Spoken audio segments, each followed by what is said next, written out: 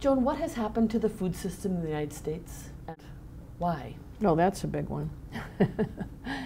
You know, Michael Pollan's a good friend of mine, and he acknowledges in his last book, In Defense of Food, that he sort of got the idea of talking about defending food from a speech I gave, and which was a speech about how we can't eat by the numbers. We have to eat food. We really have to eat food. And he identified the point, when I think he's right, at which everything changed. And because in the early, maybe the 60s, but maybe the early 70s, I don't remember the date, there was all this pressure to do these new foods, you know, these puddings in a can and whatever, all these new things that were coming out. But if they weren't really the food, you had to call it imitation. You had to call it imitation pudding, imitation whatever, you know. In fact, there were actually recipes that you had to have the certain ingredients, and it was a recipe kind of standard that if you're going to make something called gravy or you're going to make something whatever. And they had all these raw material streams, you know, they wanted to make use of to construct these things, and they fought and fought and fought, and they finally overturned that rule. So you didn't have to call it imitation as long as it was nutritionally equivalent. That just opens you up. I mean, to be nutritionally equivalent meant it had to have the same amounts of the known nutrients, right? That's all.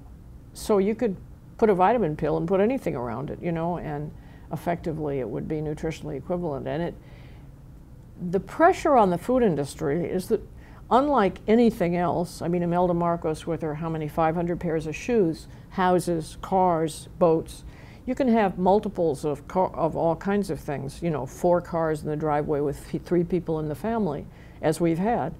But you cannot, there's no point, food is perishable. There's sort of no way you can eat more than a certain amount of food in a given year, you know.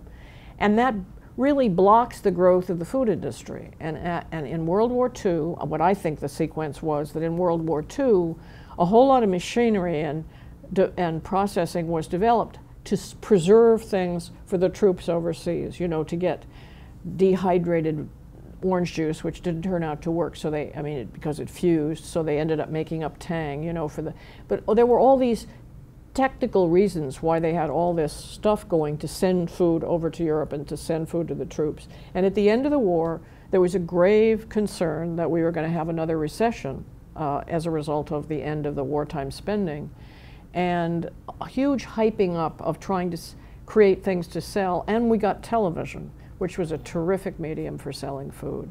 And it burgeoned, and women were being sold on the notion that they had better things to do than cook. Let us cook for you. That was like a huge, I had a student who did a dissertation on that. There's a huge push. She asked this question: why did women accept this kind of food? In all the women's magazines, there were these ads that ran and stories that ran about, you know, why waste your time? The food industry, you know, you're not as good a cook as they are, you know. And this was actually during the Depression they started advertising. They started advertising canned vegetables as saving you time over fresh vegetables, as if they were equivalent. Well, once you convince people that canned vegetables are the equivalent of fresh vegetables, you know, you can do anything with them. And nobody was here, how can I put it?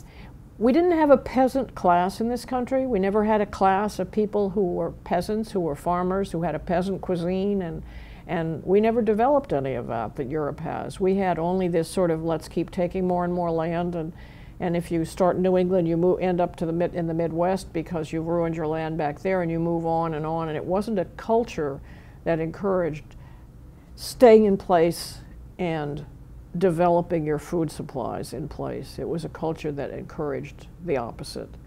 And it's a very complex story, but it has to do with all kinds of economic development pushes and ways that we thought people developed, and our lack of respect for retaining farmland and all kinds of things.